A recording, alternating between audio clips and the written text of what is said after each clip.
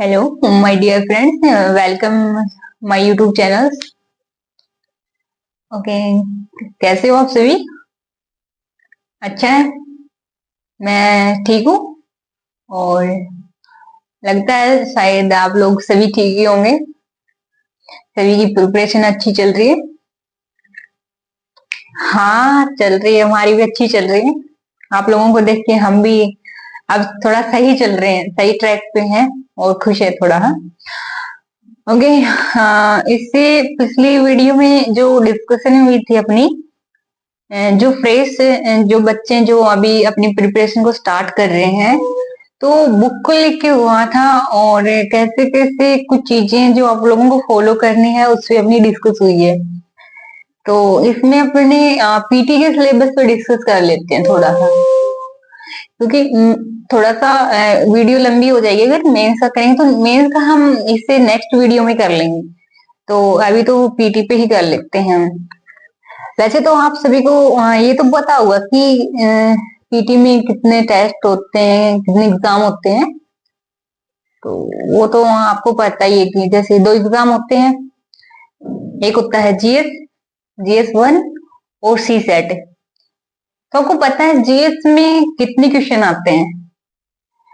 जैसे 100 और मार्क्स होते हैं जैसे 200। जीएस 1 की बातें कर रही हूँ मैं अभी। तो 100 क्वेश्चन होते हैं और 200 मार्क्स का आपका जीएस 1 हो गया। 2 घंटे का होता है इसमें। 1/3 इसमें नेगेटिव मार्किंग होती है, 0.67। तो ये इसका नेगेटिव मार्किंग का और इसका क्राइटेरिया रहता है। उसके बाद में आपका एक इसी सॉरी, सेम डे में ही एक एग्जाम और होता है जिसको आप सी सेट बोलते हैं। तो उसमें आपके 80 क्वेश्चन आते हैं। 80 क्वेश्चन होते हैं आपके 200 के। वही 2 घंटे इसमें होते हैं आपके। और इसके इस क्वालिफाई एग्जाम बोला जाता है इसको। इसमें 33% आपका इसके क्राइटेरिया रखा गया है।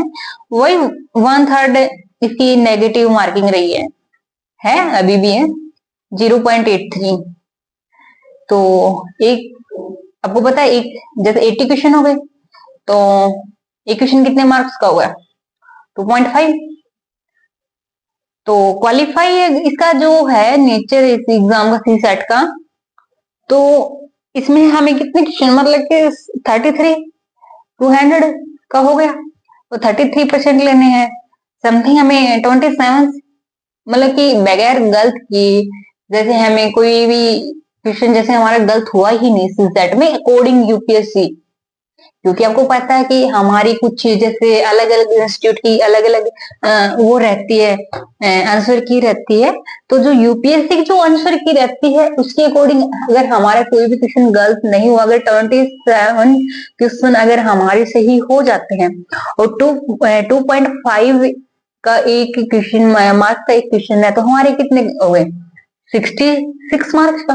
और 66 से मतलब 33% क्वालिफाई हो गया। तो ये रहता है। बट ऐसा नहीं होता है, आज तक तो ऐसा किसी का ही नहीं हुआ, क्योंकि क्वेश्चन अटेम्प्ट ज्यादा ही रहते हैं, नेगेटिव में भी चले जाते हैं। तो जीएस 1 100 क्वेश्चन एंड 200 मार्क्स, और सीसेट 80 एंड 200 मार्क्स। और सीसेट क्वालिफाई नेचर है, और आपकी जो मेरिट वेज जो बनती है वो जीएस पे बनती है, जीएस 1 पे। तो ये रहता है आपका, इसमें तो कोई डाउट नहीं होगा।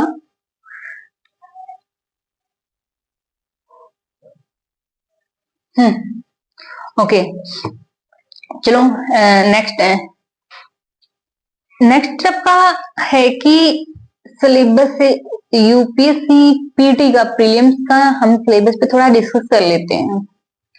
एग्जाम का तो आपको पता चलेगा, 2 होते हैं जीएस 1 एंड सी सेट, कितने मार्क्स का होता है, नेगेटिव मार्किंग कितनी होती है और क्वालिफाई कैसे है, तो वो आपको पता चल गया। उसके बाद में आपका जैसे रहता है पीटी का सिलेबस। तो देखो, अगर हम पीटी की तैयारी कर रहे हैं, नहीं यूपीएससी की, सॉरी यूपीएससी की तैयारी कर रहे हैं, तो मानते हैं कि थोड़ा सिलेबस अलग अलग है। तो जब हम, ये नहीं है कि हम पीटी की प्रीलिम्स की अलग तैयारी करेंगे, मेंस की अलग तैयारी करेंगे, तो ऐसा कुछ नहीं है। हमें साथ में लेके चलना पड़ता है प्री को और मेंस को। जैसे हमें एग्जाम में बैठना होता है, जैसे अगर आपको 25 का जैसे प्रीलिम्स देना है, तो आप जनवरी के आसपास अपना पीटी की तैयारी, या जनवरी के लास्ट तक आप फरवरी फर्स्ट तक, फरवरी मार्च अप्रैल तो मई के समथिंग साइड 25 या 28 के समथिंग है, मे भी थोड़ा, हाँ डेट है वो मुझे याद नहीं आ रही है, तो वो है। तो अगर आपको अभी बैठना है इसी साल नेक्स्ट ईयर 25 में, तो आप फरवरी तक स्टार्ट कर दीजिए। अगर थोड़ा सा लग रहा है कुछ पॉइंट है, तो आप जनवरी में स्टार्ट कीजिए। ठीक है, अगर बैठना है एग्जाम में आपको, तो ये चीजें हैं। और आपका सिलेबस है, तो वो तो आपको पता ही है कि भी क्या है क्या नहीं। तो फ्रेशर के लिए ये थोड़ा सा समझ में नहीं आ रहा होगा, तो आप सभी ने आपका सिलेबस निकाल लिया होगा। और आपको जैसे पीवाईक्यू है, उनसे तो थोड़ा सा आइडिया तो आ गया होगा कि यूपीएससी आपसे क्या चाहता है, और किस किस टॉपिक से क्वेश्चन ज्यादा आ रहे हैं। आपको ये पता चल गया होगा, आपने अगर देखा है होनेस्टी से, अगर आपने पीवाईक्यू और सिलेबस को अच्छे से समझा है, तो आपको पता तो चला होगा कि यूपीएससी कौन से सब्जेक्ट से, कौन से टॉपिक से ज्यादा क्वेश्चन दे रहा है, जिसको आप ट्रेंड एनालिसिस कहते हैं। तो वो चीजें हैं, तो वो आपको समझ में आ गई होंगी। तो आपका रहता है सिलेबस। देखो, फर्स्ट है आपका, मैं हिंदी मीडियम के बच्चे हैं, सिर्फ उनके, इंग्लिश वाले भी इसको ऐसे तो है नहीं कि इंग्लिश वालों को हिंदी समझ में नहीं आ रही, या हिंदी वालों को इंग्लिश समझ में नहीं आ रही, इतना ज्यादा वो है नहीं। अगर आप इस एग्जाम की प्रिपरेशन कर रहे हैं, तो देखो आपको दोनों लैंग्वेज की नॉलेज होनी बहुत जरूरी है। और ऑब्वियसली आपको पता है कि हिंदी के बगैर भी काम नहीं चलता, और इंग्लिश के बगैर भी काम नहीं चलेगा, तो इसलिए आपको दोनों लैंग्वेज की थोड़ी नॉलेज होनी जरूरी है। तो मैं थोड़ा हिंदी में ही बता देती हूँ। तो आपका पीटी के सिलेबस का जो फर्स्ट जो है आपकी पॉइंट है, इसमें जो आपका दे रखा current events of national and international importance. ठीक है, राष्ट्रीय और अंतर्राष्ट्रीय महत्व की सामाजिक घटनाएं ये हैं।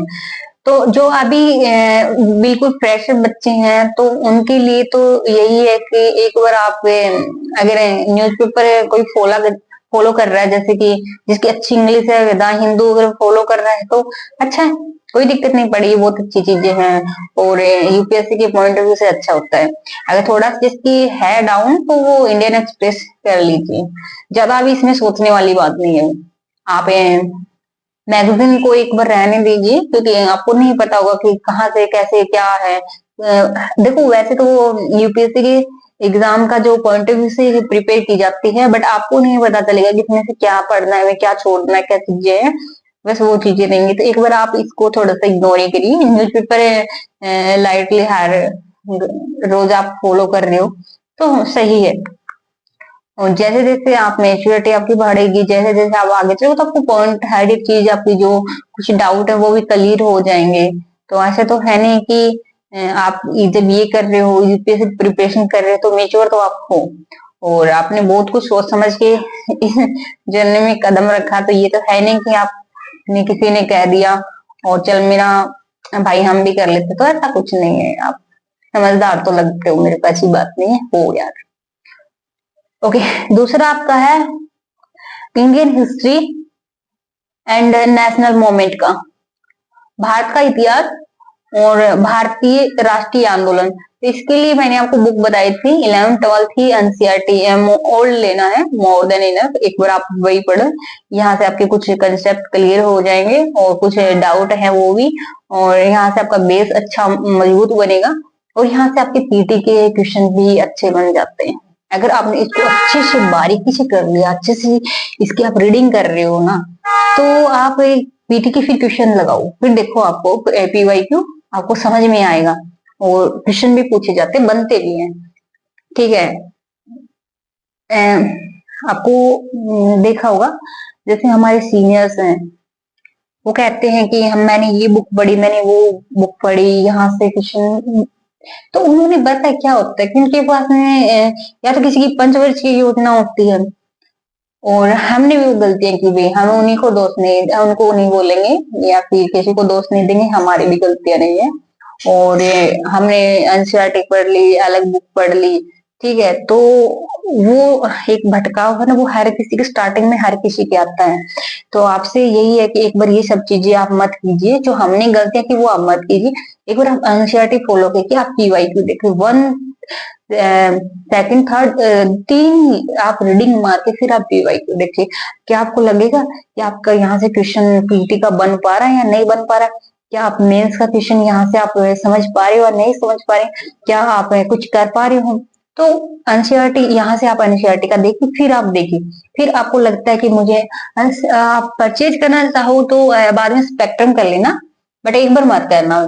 तो स्टार्टिंग में आप सोचोगे कि मैं जल्दी ये कर लूं, एनसीईआरटी की रीडिंग हमारी, चल स्पेक्ट्रम कर लेते हैं, तो वो आपको वहां से बेस क्लियर नहीं होगा, क्योंकि आपको वो चीजें रहेगी कि जल्दी से मैं एनसीईआरटी कंप्लीट करूं, उसके बाद में जो मेरी स्टैंडर्ड बुक है मैं वहां तक जाऊं। तो वो आपकी जो प्रिपरेशन में जो आप जल्दबाजी करोगे तो कुछ पॉइंट आपके छूट जाएंगे, तो वो आप मत कीजिए। जो हमने किया है तो वो आप मत कीजिए।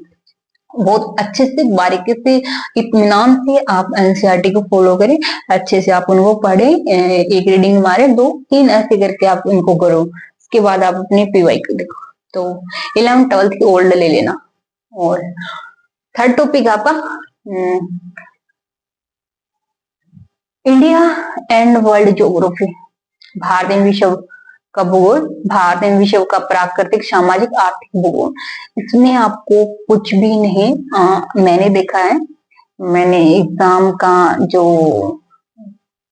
ज्योग्राफी का एक ट्रेंड रहा है और यूपीएससी का एक जो ट्रेंड रहा है, तो NCERT with math more than enough.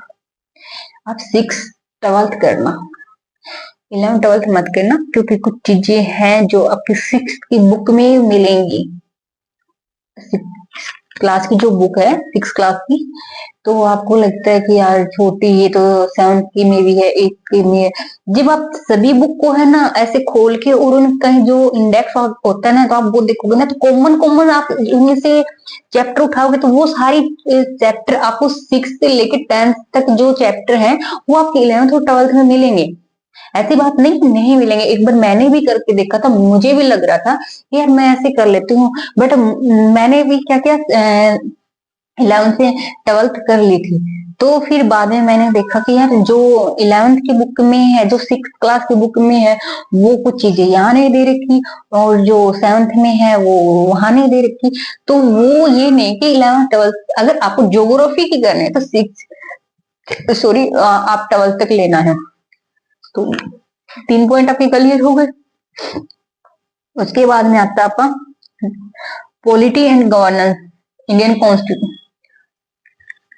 आपको पता है, आप अगर आप यहाँ पे एनसीईआरटी फॉलो कर रहे हो ना, तो आप 9th से 12th कीजिए और वही काफी है, वहीं से आपके कुछ क्वेश्चन बनेंगे, बट एनसीईआरटी से आपका नहीं होगा। और एक बार आप मत कीजिए कि लक्ष्मीकांत स्टार्टिंग में वो मत कीजिए, क्योंकि थोड़ा सा है पॉइंट, बुल पॉइंट में उसमें दे रखे हैं, तो नहीं समझ में आएगा, क्योंकि आप वो चीजें वहां से एनसीईआरटी से कम क्लियर होने, कुछ पॉइंट आपके वो वहां से होने बहुत जरूरी है। तो वो आप सीधा ही लक्ष्मीकांत पढ़ोगे तो माइंड में आपको बार बार एक चीजें आएंगी जो हम बता रहे हैं आपको, जो हमारे टॉपर भी हमें बार बार, जैसे हम कुछ वीडियो देखते थे जो हम उनको बता पा रहे थे कि एनसीईआरटी आप फॉलो करो, तो हम जब पढ़ते लक्ष्मीकांत थे तो हमारे माइंड में रीडिंग करते टाइम वो आती थी, यार ये समझ में नहीं आ रहा, काश मैं एनसीईआरटी पढ़ लूं, यार मुझे ये समझ में नहीं आ रहा, काश मैं एनसीईआरटी पढ़ लेता। बुक को बंद किया, चल मेरा भाई एनसीईआरटी उठाया, फिर स्टडी किया, फिर लगता था कि यार ये तो उस बुक में है, फिर वही उठाया वही किया। तो ये जो सर्कल चक्कर है हर किसी के साथ में होता है। पता है इनको क्या बोलते हैं, इनको एक जर्नी के अंदर भटकाव बोलते हैं। तो ये वीक पॉइंट बन जाता है जो हमें एग्जाम के टाइम पे हमारे को नुकसान पहुंचाता है, हमारी प्रिपरेशन को थोड़ा डाउन लेके आता है, हमें डिमोटिवेट करता है। और यही हमारे वीक पॉइंट होते हैं जो हमें बैक करते हैं। तो ये गलती आप मत कीजिए। आप एनसीईआरटी को एक बार अच्छे से पढ़िए। एक बार समझ में नहीं आ रहा, दो बार नहीं आ रहा, आप उनको अच्छे से वहां से अपने डाउट क्लियर कीजिए। ठीक है, जब आप जैसे फॉर एग्जाम्पल अगर आप है ना आर्टिकल ही पढ़ोगे ना तो आपको डायरेक्ट वहां पे समझ में नहीं आएगा लक्ष्मीकांत में। ठीक है, थोड़ी सी लैंग्वेज है, थोड़ी सी डिफिकल्ट है, जो न्यू बच्चे करेंगे तो उनके लिए रहेगी। तो एक बार आप एनसीईआरटी करो और वहां से आपका डाउट क्लियर होगा। 9 to 12 ले लो, काफी एक बार वहां से आपको आ जाएगा। ओके, उसके बाद में है आपका इकोनॉमी एंड सोशल डेवलपमेंट, आर्थिक और सामाजिक विकास तथा विकास, गरीबी समावेशन, सामाजिक क्षेत्र में की गई पहलें। ओके, यहाँ पे आप 11th-12th की इकोनॉमिक की बुक ले लो, जिसको आप हर साल बोलते हैं। तो काफी, एक बार काफी है, स्टार्टिंग का जो बेस मजबूत करने के लिए काफी है। यहाँ पे जो एग्जाम का हम ट्रेंड देख पा रहे हैं वो करंट बेस पे होता है, और इकोनॉमिक का वही क्वेश्चन आते हैं जो लेटेस्ट 1-1.5 साल से जो चीजें चल रही होती हैं, जो न्यूज़पेपर में या सोशल मीडिया पे जो हाइलाइट्स होती हैं, तो वो चीजें रहती हैं। तो इस चीज के लिए मैगजीन कोई फॉलो मत करना। आप देखोगे ना तो हर इंस्टीट्यूट की अलग अलग मैगजीन मिलेगी आपको, विजन की अलग, दृष्टि की अलग, कौन सा होता है, आईएएस बाबा की अलग, हर की अलग अलग मिलेंगी। तो इसका मतलब आप समझ पाओगे। तो हर मंथ आपको पता है अगर हर इंस्टीट्यूट की अलग अलग मैगजीन है तो आपका तो बहुत ज्यादा हो जाता है मटेरियल। तो आपको ये सोचो न्यूज बहुत ज्यादा हो जाएगी। अगर इंस्टीट्यूट के अकॉर्डिंग आप देखते हो तो जो कोचिंग सेंटर वाले हैं तो आप उनके अकॉर्डिंग अगर आप देखोगे तो आपका तो बहुत ज्यादा हो जाता है। तो आप इसका मतलब अगर आपने विजन की कर ली तो आपको दृष्टि का रह गया, दृष्टि की कर ली तो आप दूसरे इंस्टीट्यूट की रह गए। तो आप एक बार ये चीजें मत कीजिए। न्यूज़पेपर में फर्स्ट पॉइंट में आपको बताया न्यूज़पेपर फॉलो कर रहे हो स्टार्टिंग से ही, आपकी स्टार्ट आपका फर्स्ट स्टेप है आपका। तो अपनी स्किल्स बढ़ेगी, नॉलेज, बेसिक नॉलेज बढ़ेगी, जो जो आप आगे बढ़ोगे तो आपका एग्जाम का जो क्राइटेरिया वो जो चीजें हैं वो आपको समझ में आ जाएंगे। तो एक बार आप यहाँ पे 11th-12th की आप एनसीईआरटी बुक काफी है। ठीक है, सिर्फ प्रेशर के लिए है। आपको देखो ये तो है नहीं कि यहाँ से आपका हो जाएगा, ऐसा नहीं। आपको स्टैंडर्ड बुक देखो फॉलो करनी पड़ेगी क्योंकि आपको साथ में मेंस से लिखना होगा, और मेंस का आपको पता है यहाँ से नहीं होगा। कुछ चीजें हो जाती हैं, 30-40% यहाँ से हो जाता है, बट थोड़ा बहुत नॉलेज के लिए हमें बुक फॉलो करनी बहुत जरूरी होती है। तो वो चीजें आप देख लेना, और अभी मत करना, एक बार आप एनसीईआरटी को अच्छे से फॉलो करो। उसके बाद में आपका आ जाता है journal issue and environment, ecology, biodiversity and climate change. Okay, पर्यावरण, पारिस्थितिक तंत्र होता है, जैव विविधता, जलवायु परिवर्तन। इसमें आपको जो आप न्यूज़पेपर अगर आप स्टार्टिंग से अभी से फॉलो कर रहे हो ना तो वहां से आपके कुछ करंट बेस्ड क्वेश्चन आते हैं इन्वायरमेंट से। जो इकोलॉजी एंड बायोडाइवर्सिटी वाला है, इन्वायरमेंट वाला है, जर्नल इशू है, तो क्लाइमेट चेंज का, तो ये कुछ थीम्स आती हैं। कुछ जैसे योजना नीति जो सब गवर्नमेंट की होती हैं तो वो करंट बेस आती हैं। ठीक है, तो ये आप कर लेना, और बेसिक आपका न्यूज़पेपर से यहाँ से हो रहा है ऐसा ज्यादा वो मत करो।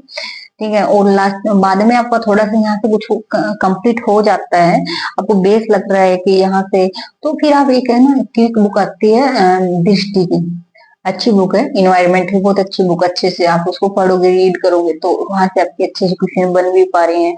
और इन्वायरमेंट का सोशल इश्यू जो होते हैं यहाँ का तो आपको पता है न्यूज़पेपर बेस होता है और करंट बेस होता है, तो वो वहीं से होगा। तो बेसिक नॉलेज के लिए और अपनी नींव मजबूत के लिए तो काफी है ये चीजें, दृष्टि की बुक है वो। इसके बाद में आता है आपका जनरल साइंस। जनरल साइंस का करंट बेस रहता है, बेसिक नॉलेज के लिए आप शायद 12th क्लास की है, जिसको आपके बायोलॉजी की कुछ बुक होती है बायोलॉजी के शायद, तो वो देख लेना आप अच्छी। उसमें इन्वायरमेंट का भी शायद टॉपिक है, लास्ट में शायद 14-15 नंबर पे है, तो वो चीजें हैं। और अगर आपको ज्यादा ही थोड़ा सा इसमें करना है तो लूसेंट की बुक है साइंस की, वो काफी है, और इसमें आपका करंट बेस रहेगा। तो ये था आपका। और सीसेट का तो आपको पता ही है, पैसेज आते हैं, आपका मैथ आता है, रीजनिंग आती है, उसकी अच्छी इंग्लिश होती है तो टेस्ट कर लेते हैं। और जिसका मैथ अच्छा है तो देखो, ये नहीं है कि भाई जिसकी मैथ अच्छा है वो रीजनिंग नहीं, इसमें तीनों चीजें अच्छी होनी चाहिए। मेरी गलती रही है, और एक अभी लास्ट टाइम मेरा इसी की वजह से रहा है। तो जीएस में मेरे अच्छे स्कोर बन पा रहे थे, बट सी सेट में कहते हैं ना, अभी यूपीएससी का एक चला हुआ है, आप लोगों ने भी सुना होगा कि पहले होता था कि आपका जीएस कर लो, जीएस जरूरी है, सी सेट आपका हो जाएगा। अब आपको पता है ये सब चीजें नहीं है, अब ये कि आप सी सेट को तैयार रखो, जीएस आपका हो जाएगा, क्योंकि हर बच्चा जीएस को ही दे रहा है टाइम। जीएस को अच्छे से अपने मेहनत करा, अच्छे से प्रिपेयर करा, अच्छे टेस्ट सीरीज लगा, अच्छे से लास्ट के 1 मंथ होते हैं वहां पे सी सेट को वो भाग तोड़ में कुछ तैयारियां होती है, प्रिपेयर होता, कुछ चीजें नहीं होती। तो वही है कि जीएस अब यही यूपीएससी ने हमें रियलाइज करवा दिया कि जीएस को छोड़ दो, सी सेट को तैयार रखो, जीएस आपका हो जाएगा। तो वो वाली फीलिंग्स हमें आ रही है। तो बस ये चीजें हैं, और बस इतना ही है जो चीजें मैंने आपको बताई है। एक बार आप ये कीजिएगा, आगे आगे आप जैसे हमारी कुछ वीडियो है मेरी जो आएंगे तो वो आप देखते रहना। और देखो भाई, इस वीडियो को आप है ना लाइक शेयर जरूर करना, ठीक है, जितना हो सके। वैसे मैंने अभी बोलना नहीं सीखती, कोई दिक्कत नहीं है, अभी मैं बोल रही हूँ तो एक बार जरूर करना, जितना हो सके शेयर करना, जितना हो सके इसको सब्सक्राइब जरूर करना। और क्वेश्चन वेटेज तो आपको पता ही होगा, अभी पीछे यूपीएससी का जो चला हुआ अभी 2024 में, अभी आपको इन्हीं से, जैसे आपका मैंने बताया था ज्योग्राफी का, ज्योग्राफी का अब की बार सबसे ज्यादा 2024 में अभी जो आया है ना, 18 क्वेश्चन ज्योग्राफी से आए थे, और एनसीईआरटी बेस्ड क्वेश्चन थे, कुछ भी अलग नहीं था। मैप के से 2 क्वेश्चन पूछ रखे थे, रिवर्स से भी पूछ रखे थे, और 6 क्लास के एनसीईआरटी से फर्स्ट चैप्टर से थे, सेकंड से थे, शायद थर्ड चैप्टर से थे, 3 क्वेश्चन कंटिन्यू पूछ रखे थे 6 क्लास के एनसीईआरटी से। 18 क्वेश्चन ज्योग्राफी से अभी अब की बार आए हुए थे। तो अब की बार ज्योग्राफी का थोड़ा वेटेज ज्यादा कर दिया था। और आपका दूसरे 4th नंबर पे है आपका पीटी के सिलेबस में, आप देखते रहना, ये आपका है इंडियन पॉलिटी, इंडियन कॉन्स्टिट्यूशन, इसके 15 क्वेश्चन थे। अब की बार थीम भी थी इसकी, नहीं एक योजना थी गवर्नमेंट की, सॉरी अभी मेरे पास में वो है क्वेश्चन है नहीं पेपर, तो वो था करंट बेस थे कुछ, बट इंडियन कॉन्स्टिट्यूशन की लक्ष्मी कॉन्स्टिट्यूशन में पूछ रखे थे, बहुत अच्छे क्वेश्चन पूछ रखे थे, और अच्छे क्वेश्चन भी बन पा रहे थे। जैसे गवर्नर पे भी पूछ रखा था, और लोकसभा अध्यक्ष पे भी पूछ रखा था, नहीं राज्यसभा अध्यक्ष परिसर जो आयोग था अभी जो रिसेंटली चला हुआ था, उस पे भी वो क्वेश्चन उसी टाइम पे चला हुआ था, उसी मंथ में वो चीजें चल रही थी जो इसमें पार्लियामेंट में, वही चीजें वो एग्जाम में आई हुई थी। तो पॉलिटिक्स से 15 क्वेश्चन अब की बार देखने के लिए मिले हैं।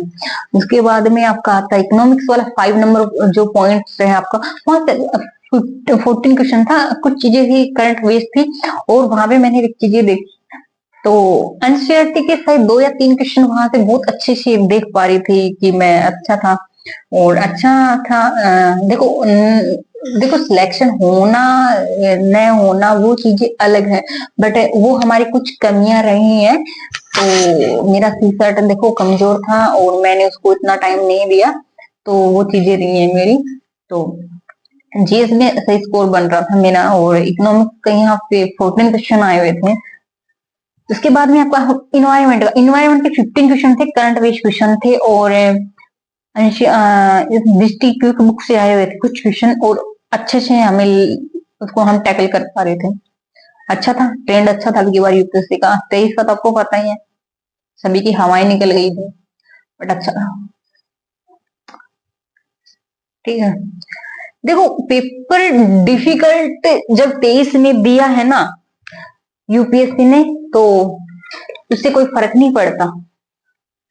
इजी पेपर और डिफिकल्ट पेपर से कोई भी फर्क नहीं पड़ता कि भाई 24 में थोड़ा सा इजी आ गया, 23 में जा, कोई फर्क नहीं पड़ता। वही बच्चे फॉर्म अप्लाई करते हैं, उतने ही बच्चे पेपर में बैठते हैं, 50% बैठते हैं शायद मे भी। और कट ऑफ ज्यादा इजी है, ज्यादा जाएगी, ज्यादा पेपर हार्ड है, कट ऑफ डाउन जाएगी। यही फर्क पड़ता, कोई फर्क नहीं पड़ता इस चीज से। ठीक है, पेपर का फर्क कहाँ से पड़ता है? अगर आपके रूम में अगर आप 30 बच्चे भी हो ना, और उसके उनमें आप अगर देख पा रहे हो कुछ क्वेश्चन ऐसे हैं जो जैसे 6-7 क्वेश्चन ऐसे होते हैं जो आपको नहीं आ रहे, उनको आ रहे हैं। यहीं से सिलेक्शन का पता चलता है, यहीं से हमारी पेपर का पता चल जाता है कि हमारा हो गया नहीं होगा, वहीं आपका सिलेक्शन दिलाता है। वही आपका पता है, जो कंप्यूटर होता है ना, वो आपको नहीं आ रहा, उसको आ रहा है। बस यही चीजें होती हैं, और कोई अंतर नहीं होता, और यही हमें देखना होता है। उसके बाद में आपका रह गया, हाँ, हिस्ट्री का 12 क्वेश्चन थे आपका। सेकंड नंबर पॉइंट है पीटी के सिलेबस में, भारत का इतिहास एंड नेशनल मूवमेंट, भारतीय राष्ट्रीय आंदोलन। 12 क्वेश्चन आए हुए थे, अच्छे थे, बहुत अच्छे क्वेश्चन थे, और ओल्ड से थे, पैटर्न से थे, अच्छे थे, और टिप से बन पा रहे थे, अच्छे क्वेश्चन थे। टेस्ट सीरीज जब आप लगाओगे तो आपको बहुत वहां पे हेल्प मिलेगी। तो सबसे ज्यादा जो वेटेज था क्वेश्चन का यूपीएससी की जो पीटी में, वो आपका हिस्ट्री कर रहा था, 12 क्वेश्चन थे। साइंस एंड टेक क्या है, अब की बार 13 क्वेश्चन दे दिए थे, और करंट बेस थे, मिसाइल के भी शायद 2 या 3 क्वेश्चन पूछ रखे थे साइंस एंड टेक्नोलॉजी के, तो करंट के थे कुछ, 1-2 वैसे थे से पूछ रखे थे, तो वो चीजें थी। अच्छा था पेपर। हम लोग कहोगे कि बार बार मैं बोले कि अच्छा अच्छा था यार पेपर। ठीक है, आप मेहनत कर रहे हो ना, पेपर में बैठ रहे हो, तो इस चीज के लिए आप मोटिवेट मत होइए कि नहीं हुआ उसका होगा, नहीं। पेपर अच्छा था, पेपर बनाया किसने, वो भी तो इंसान है, पेपर में जो बैठे हैं वो भी इंसान ही है। ठीक है, तो जो पेपर क्लियर कर गए वो भी इंसान ही है। तो थोड़ा सा हमारी प्रिपरेशन में एक रहता है ना अप डाउन, तो हो सकता है उनकी अच्छी थी, उनका हो गया, हमारा नहीं हुआ, तो वो चीजें रहती हैं, पर पेपर अच्छा था।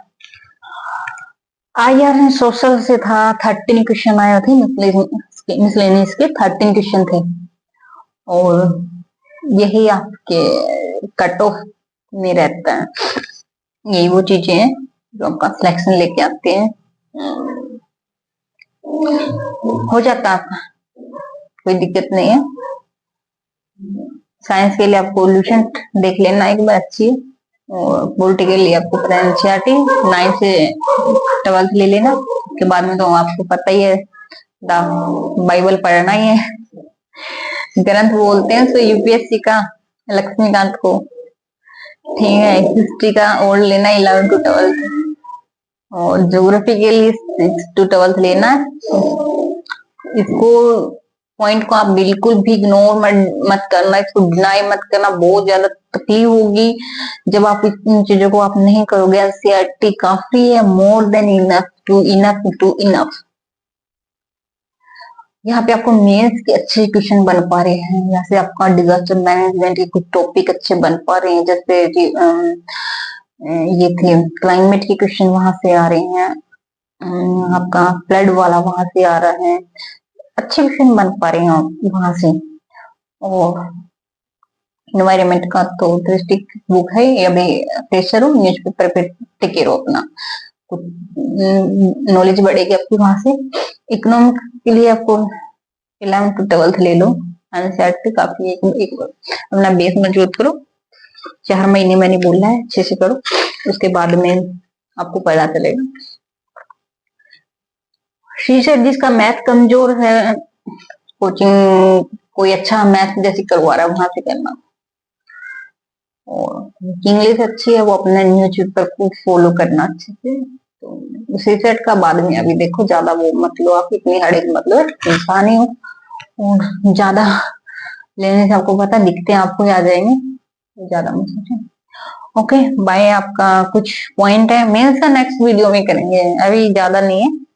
और ये जो बुक है पीटी की, तो आपको याद देखने के लिए मिलेगा कि ये मेंस में भी जुड़ेंगे आपकी, यही बुक आपको काम आएंगे, और यही आपका मेंस में भी थोड़ा बहुत रहता है। क्योंकि क्या होता है कि कहते हैं मेंस का सिलेबस अलग होता है ऐसा नहीं है नहीं, पर इसमें कुछ छोटे छोटे सब्जेक्ट अलग जुड़ जाते हैं, जब हमें अलग लगने लग जाता है। और वो तो देखो, जो ज्यादा ही होता है ना, वो तो मेरे को लगता है कि देखने के लिए हमने भी वो गलतियां की है। हमने भी वो देखा कि मेंस लिखते हैं जब भी पढ़ रहे हैं, इन्वायरमेंट का हो गया, सोशल इश्यूज है वो, ये इंटरनल आईआर का, तो ये जब भी पढ़ते हैं, या फिर कुछ हमारा न्यूज़पेपर से होता रहता है, हम वहां से कर लेते हैं, तो वो चीजें रहती हैं। तो ये तो जब भी करते हैं, सिलेबस कुछ थोड़ा बहुत ये लगा, ज्यादा कुछ नहीं, साथ में पढ़ना पड़ता है, और साथ में चीजें हैं। ऑप्शनल का कभी डिस्कस करते हैं नेक्स्ट वीडियो में। ये बस इतना पीटी का आपको पता चल गया होगा, काफी है। कि कोई इश्यू हो तो आप कमेंट करो, और जितना वीडियो को हो जितना शेयर करो, सब्सक्राइब करो। ओके बाय, टेक केयर, मिलते हैं नेक्स्ट वीडियो में। ओके अपना ध्यान रखना।